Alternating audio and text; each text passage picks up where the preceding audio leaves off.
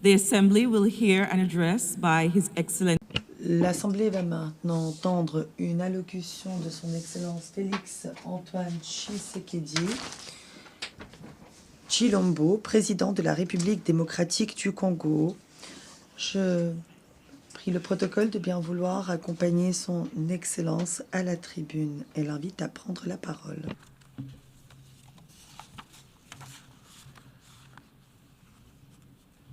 Madame la Présidente, Monsieur le Secrétaire général, Excellences, Mesdames et Messieurs les chefs d'État et de gouvernement, distingués délégués, Mesdames et Messieurs, je voudrais avant toute chose adresser mes vives félicitations à Madame Annalena Baerbock pour son élection à la présidence de la 80e session ordinaire de l'Assemblée générale des Nations unies. Son leadership et son attachement au multilatéralisme seront déterminants pour la réussite de nos travaux. Je saisis également l'opportunité que m'offre cette tribune pour rendre un hommage appuyé à son prédécesseur, son Excellence M. Philémon Yang, dont l'engagement et le dévouement ont marqué la précédente session. Enfin, je réaffirme la pleine confiance de mon pays dans l'action du secrétaire général des Nations unies, M. Antonio Guterres, pour ses efforts constants visant à renforcer notre organisation et à promouvoir des solutions aux défis qui menacent la paix, la sécurité et la prospérité dans le monde, en particulier dans la région des Grands Lacs d'Afrique, dont fait partie la République démocratique du Congo. Madame la Présidente, je salue la pertinence du thème retenu pour cette 80e session, « Mieux ensemble, plus de 80 ans au service de la paix, du développement et des droits humains ». Il met en lumière 8 décennies d'efforts conjoints d'une organisation vouée à la paix, au développement et au bien-être universel, fondée sur une promesse indéfectible de sécurité collective. Le 80e anniversaire de l'Organisation des Nations Unies, garante de cette sécurité depuis 1945, est l'occasion de réaffirmer les vertus d'un multilatéralisme efficace et de rendre hommage à l'idéal de paix, de dignité humaine et de solidarité entre les nations qui inspira ses fondateurs. Si l'Organisation des Nations Unies demeure un pilier de la régulation des relations internationales, de la prévention et de la résolution des conflits, ainsi que de la promotion des droits humains et des libertés fondamentales, elle est aujourd'hui confrontée à des défis systémiques qui éprouvent sa crédibilité et sa capacité d'action. Les profondes mutations de notre époque, notamment la persistance des conflits armés, le dérèglement climatique, les crises humanitaires récurrentes et les menaces transnationales protéiformes nous rappellent que le multilatéralisme n'est plus une option, mais une exigence incontournable qui s'impose à tous. Nous restons convaincus que les réponses aux défis du XXIe siècle ne peuvent émerger que de solutions collectives fondées sur la coopération, la justice et la responsabilité partagée. Madame la Présidente, à la suite de son élection en juin dernier, la République démocratique du Congo s'apprête à siéger au titre de membre non permanent du Conseil de sécurité pour la période 2026-2027. Je réitère au nom de mon pays nos remerciements les plus sincères aux États membres pour la confiance et la solidarité exprimées.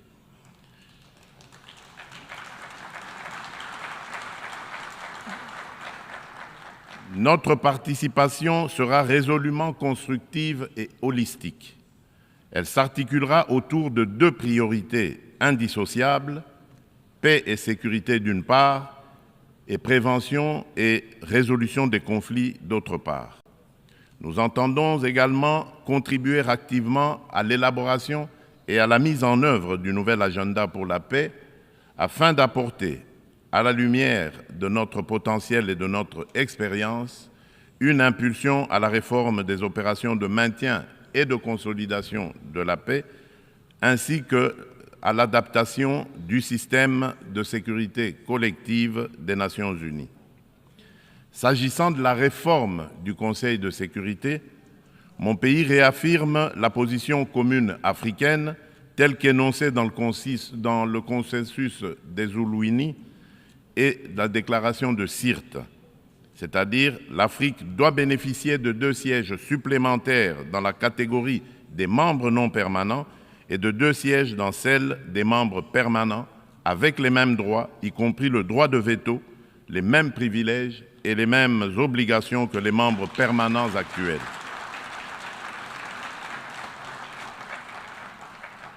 Forte de ces 54 États et de plus de 1,2 milliard d'habitants, l'Afrique ne saurait demeurer en marge des décisions qui engagent la paix et la sécurité internationale. Madame la Présidente, un autre axe prioritaire concerne l'exploitation illégale des ressources naturelles, l'une des causes majeures et persistantes des conflits.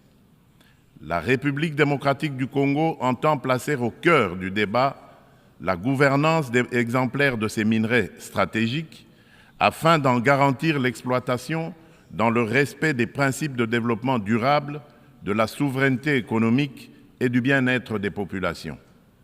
À l'échelle mondiale, rompre le lien toxique entre rente minière et financement de groupes armés non étatiques exige une approche intégrée fondée sur l'harmonisation des règles de diligence raisonnable et de traçabilité, de la mine au consommateur, la transparence intégrale des chaînes d'approvisionnement et des bénéficiaires effectifs, des mécanismes de contrôle et d'audit indépendants, une coopération opérationnelle renforcée entre autorités douanières, judiciaires et financières, des sanctions ciblées et effectives contre les trafiquants et leurs réseaux de facilitation et une lutte résolue contre la corruption adossée à des normes de bonne gouvernance, à la publicité des contrats et à la traçabilité des paiements.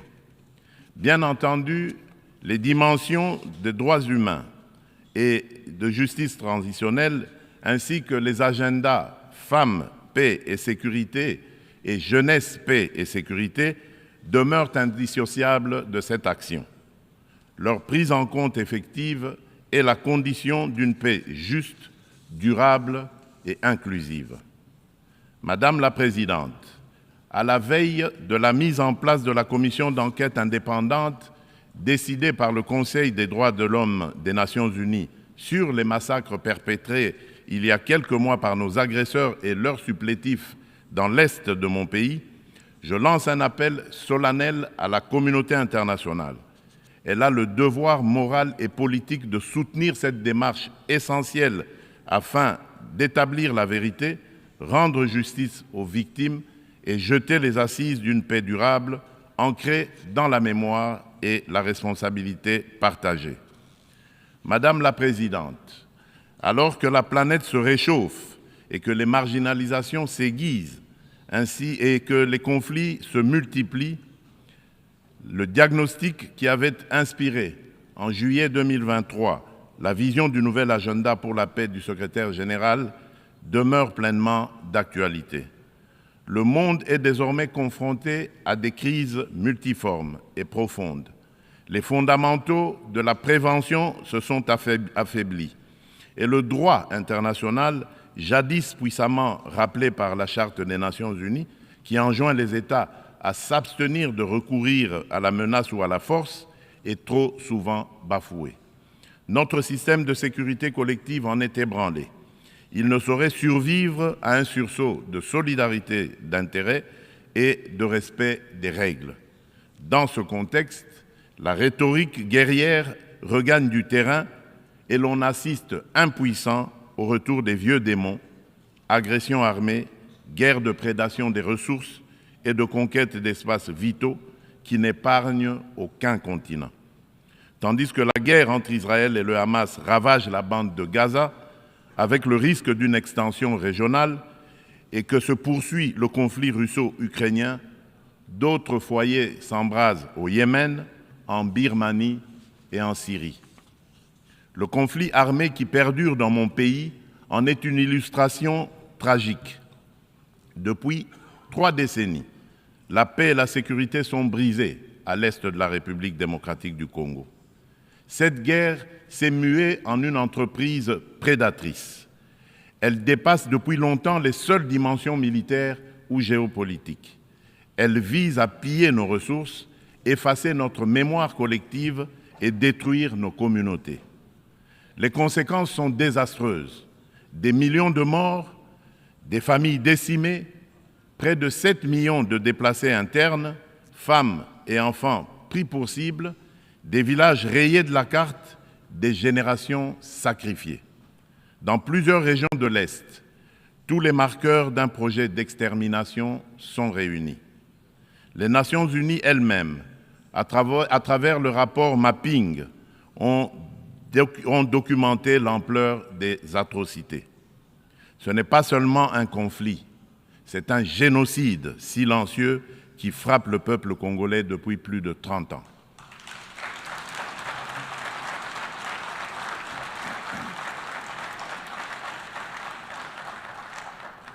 En juillet dernier encore, plus de 300 civils, dont 48 femmes et 19 enfants, ont été massacrés dans le territoire de Rutshuru par l'AFC M23 avec l'appui des forces de défense du Rwanda. Ces crimes ne sont pas isolés, ils s'inscrivent dans une continuité macabre. Je remercie les États-Unis d'Amérique d'avoir pris l'initiative le mois dernier de convoquer une session extraordinaire du Conseil de sécurité pour examiner ces massacres documentés par Human Rights Watch. Pour mettre un terme à ce conflit, le Conseil de sécurité, par sa résolution 2773 du 21 février 2025, a notamment exigé le retrait du M23 des villes de Goma, Bukavu et de toutes les zones sous son contrôle, le démantèlement des administrations parallèles instaurées en violation de la souveraineté de la République démocratique du Congo, ainsi que la cessation de tout appui direct ou indirect au M23. Je salue à cet égard le leadership du président Donald Trump, qui a créé les conditions d'un dialogue ayant conduit le 27 juin 2025 à Washington à la signature d'un accord de paix entre la République démocratique du Congo et le Rwanda. Cet accord engage expressément Kigali à un retrait complet et vérifiable de ses troupes et à la levée de ses mesures dites défensives. Il prévoit également le désengagement, le désarmement et l'intégration conditionnelle des groupes armés non étatiques au sein des forces armées de la République démocratique du Congo et de la police nationale congolaise, la mise en place d'un mécanisme conjoint de coordination en matière de sécurité, ainsi qu'un dispositif garantissant le respect de l'intégrité territoriale et l'arrêt des hostilités. Le retrait des troupes rwandaises, la fin de leur appui au M23 et le retour de l'autorité de l'État congolais sur toutes les zones occupées constituent des conditions non négociables pour une paix durable. Je demande aux Nations Unies de veiller à la stricte application de cet accord, désormais indissociable de la mise en œuvre de la résolution susmentionnée. Tant que ces décisions ne seront pas exécutées, le sang des innocents continuera à couler. Dans la même dynamique, la République démocratique du Congo et l'AFC M23 ont signé le 19 juillet 2025 à Doha une déclaration de principe engageant les parties à œuvrer de concert à une solution pacifique. Je voudrais exprimer ma gratitude à Son Altesse l'Émir du Qatar, Cheikh Tamim bin Hamad Al Thani, pour son dévouement et son engagement en faveur de la paix en République démocratique du Congo et dans la région des Grands Lacs. Je souhaite enfin exprimer ma haute appréciation pour la coordination assurée par son Excellence Faure Essomina Gnassingbé, président du Conseil des ministres du Togo, dans le cadre du processus de Lomé. Cette dynamique procède de la convergence des efforts du processus de Luanda, conduit avec constance par son Excellence João Manuel Gonçalves Lourenço, président de la République d'Angola et président en exercice de l'Union africaine, et du processus de Nairobi, facilité par son Excellence Uhuru Muigai Kenyatta, ancien président de la République du Kenya. Ensemble, ces initiatives ont jeté les bases d'un mécanisme unifié de facilitation régionale. Un élan que nous comptons poursuivre pour préserver la cohésion continentale, renforcer la coordination entre les initiatives africaines et consolider un cadre d'action harmonisé afin de restaurer de manière durable la paix à l'est de la République démocratique du Congo. Notre objectif demeure inchangé: obtenir une paix juste, durable et vérifiable, non une accalmie factice et éphémère qui, depuis près de 30 ans, a trop souvent déçu l'espérance de notre peuple. Nous attendons de la communauté internationale qu'elle se tienne avec constance et courage du côté du droit. C'est à ce prix que la vérité l'emportera sur l'impunité et que la paix redeviendra possible. Madame la Présidente, il convient de préciser que le processus diplomatique engagé avec toutes les parties au conflit n'exclut nullement la quête de justice et de réparation. Si le monde hésite encore à nommer notre douleur, nous n'attendrons pas. Nous en sommes les premiers témoins. Nous en serons les premiers artisans de justice. Mais nous avons besoin de votre solidarité, de votre soutien et du respect plein et entier du droit international.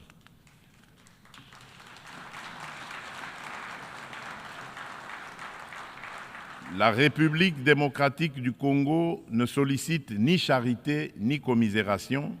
Elle exige justice, vérité et dignité.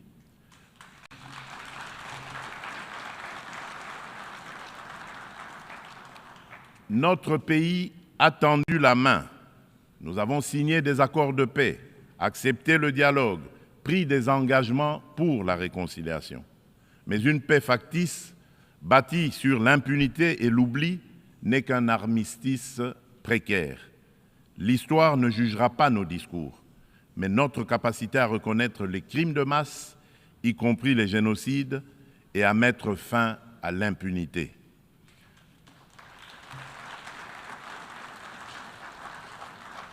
Madame la Présidente, la République démocratique du Congo est un pays de vie, de richesse naturelle et de résilience humaine. Nous voulons contribuer à la paix mondiale, mais la paix commence par la reconnaissance de notre propre tragédie. J'adresse à cette Assemblée un appel solennel. Reconnaissez le génocide congolais, soutenez notre combat pour la vérité et la justice et aidez-nous à bâtir enfin une paix durable au cœur de l'Afrique.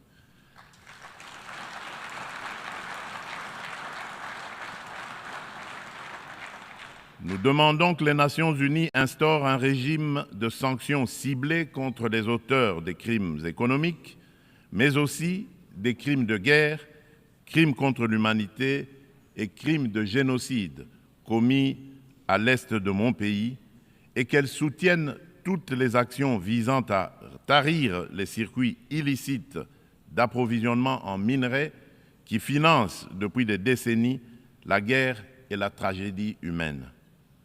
Ces actions doivent être conduites avec l'appui de l'Union africaine, des Nations unies et de nos partenaires au développement, en impliquant les États limitrophes, les entreprises qui achètent et transforment ces minerais du sang, les institutions financières par lesquelles transitent les flux, ainsi que les organisations de la société civile. Je le dis solennellement devant cette Assemblée, la communauté internationale a le devoir moral et politique de reconnaître cette tragédie pour ce qu'elle est, un génocide, et d'agir en conséquence. Le silence et l'inaction face à ces crimes s'apparentent à une complicité. Nous demandons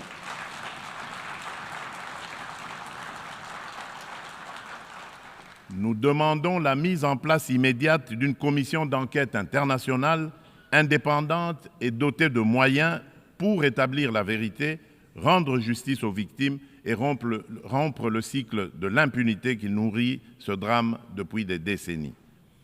Madame la Présidente, le terrorisme demeure une menace grave pour la paix et la sécurité internationale. Aucune région du monde n'est épargnée. Après l'Asie, l'Europe occidentale et l'Amérique du Nord, ce fléau s'enracine en Afrique et déstabilise plusieurs sous-régions.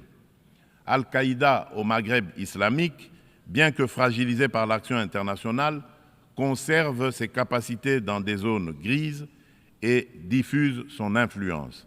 Boko Haram au nord du Nigeria et Al-Shabaab en Somalie maintiennent une emprise territoriale significative.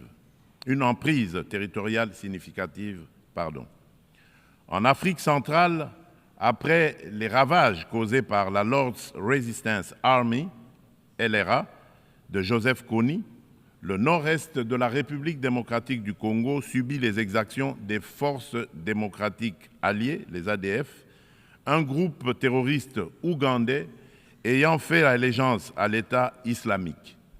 Ces groupes extrémistes ont laissé derrière eux un lourd tribut humain et continuent de menacer la stabilité régionale. Membre de la coalition mondiale contre Daesh, la République démocratique du Congo appelle les Nations unies à s'engager plus résolument dans la mise en œuvre des recommandations de la dite coalition et du processus d'Aqaba, à savoir le partage renforcé de renseignements, l'assèchement des financements, la lutte contre la propagande et contre les sanctuaires, ainsi que le soutien accru aux communautés victimes dans le plein respect du droit international humanitaire. Madame la Présidente, face à l'urgence climatique, l'accord de Paris demeure le cadre juridique essentiel pour la redevabilité des États en matière d'émissions et d'adaptation afin de contenir le réchauffement à 1,5 degré Celsius. À ce titre, la République démocratique du Congo a adopté son plan national d'adaptation 2022-2026.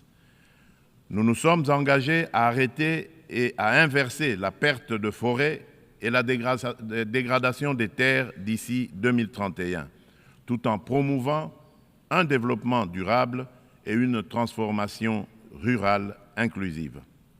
Depuis décembre 2021, un ensemble de mesures soutient la restauration des paysages forestiers, notamment le programme Jardins scolaires pour 1 milliard d'arbres à l'horizon 2030, destiné à renforcer la séquestration du CO2 et la résilience des écosystèmes. Nous saluons l'adoption de la décision 5/CMA.5, établissant de nouveaux mécanismes de financement, y compris le fonds pour pertes et préjudices, afin de compléter les sources existantes et d'apporter des réponses concrètes aux pays les plus exposés. Forte d'un potentiel environnemental unique au monde, la République démocratique du Congo se tient au cœur des solutions. Elle est prête à mobiliser ses atouts naturels au service du climat global, à condition que les engagements financiers soient prévisibles, accessibles et à la hauteur des impératifs écologiques et humains. Madame la Présidente, permettez-moi d'aborder aussi la question des défis énergétiques et de la protection de nos écosystèmes en rappelant que le bassin du Congo abrite la deuxième plus grande forêt tropicale du monde, considérée par de nombreux scientifiques comme le premier puits de carbone terrestre, ainsi qu'un vaste réseau hydrographique dominé par le fleuve Congo, deuxième au monde par son débit. Ces ressources vitales sont gravement menacées par des activités destructrices, déforestation, exploitation illégale, pollution, souvent alimentées par des conflits armés récurrents qui s'apparentent à de véritables crimes contre la nature. C'est pourquoi la République démocratique du Congo soutient l'initiative portée par le Vanuatu, Fidji et Samoa visant à ériger au plan international l'écocide en incrimination autonome pour sanctionner les actes illicites ou arbitraires causant à l'environnement des dommages graves. Madame la Présidente, l'adoption du Pacte pour l'avenir rappelle l'urgence d'accélérer la mise en œuvre des objectifs de développement durable à 5 ans de l'échéance de 2030.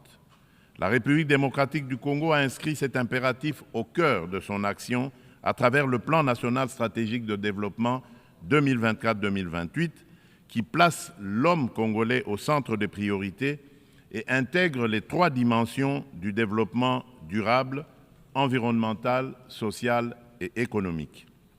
Ce plan s'articule autour d'orientations nettes, à savoir consolider la sécurité et la gouvernance démocratique, moderniser les infrastructures et le climat des affaires, protéger l'environnement et garantir l'accès aux services sociaux de base, eau, assainissement, éducation, santé, électricité, etc.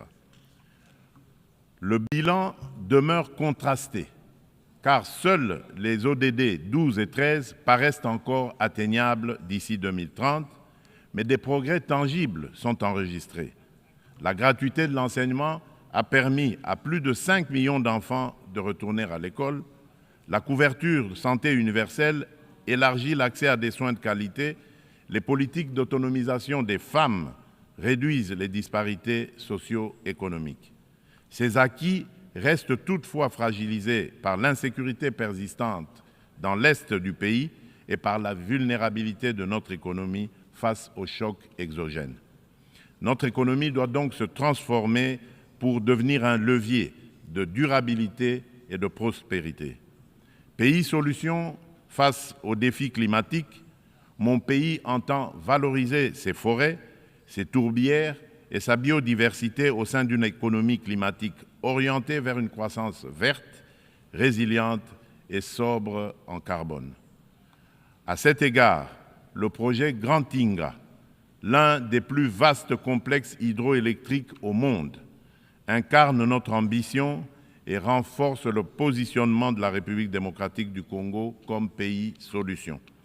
Fournir une énergie propre et compétitive pour électrifier nos territoires, décarboner notre industrie, soutenir l'intégration énergétique régionale et ouvrir la voie à de nouveaux usages, dont l'hydrogène vert.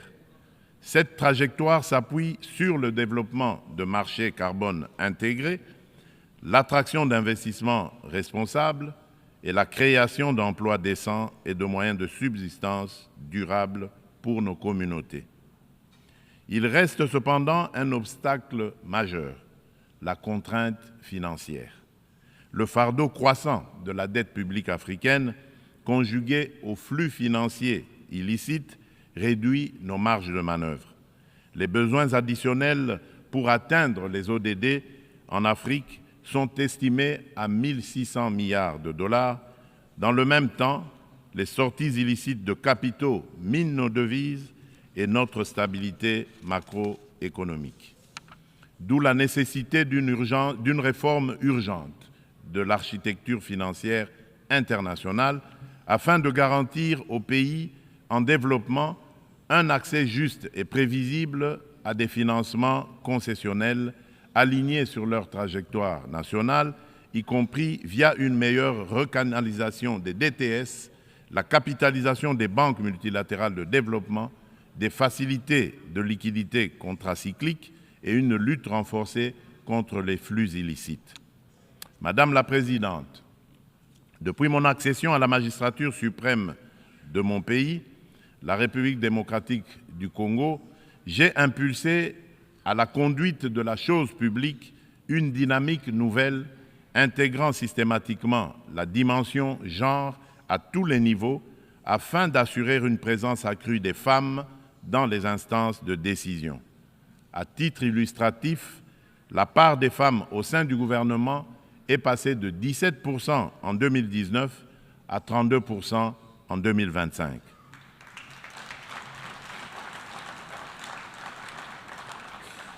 Madame la Présidente, Dans une approche stratégique et multisectorielle visant à mobiliser la jeunesse au service du progrès national, mon gouvernement a adopté une politique nationale de la jeunesse. Celle-ci consacre l'engagement de l'État à faire de la participation pleine et entière des jeunes à la vie de la nation une priorité transversale assortie d'objectifs clairs et mesurables. Madame la Présidente, la République démocratique du Congo aspire à la paix, à la justice et au développement. Elle est prête à agir à vos côtés pour une organisation des Nations Unies plus forte, plus inclusive et plus juste. Forte de ses atouts humains, naturels et stratégiques, mon pays entend les mettre au service d'un avenir meilleur pour les générations futures de notre maison commune, la planète Terre. Que Dieu bénisse l'humanité et nous accorde la grâce d'une paix véritable et durable entre toutes les nations du monde. Je vous remercie. On behalf of the Assembly, I wish to thank Au nom de l'Assemblée, je remercie le président de la République démocratique du Congo,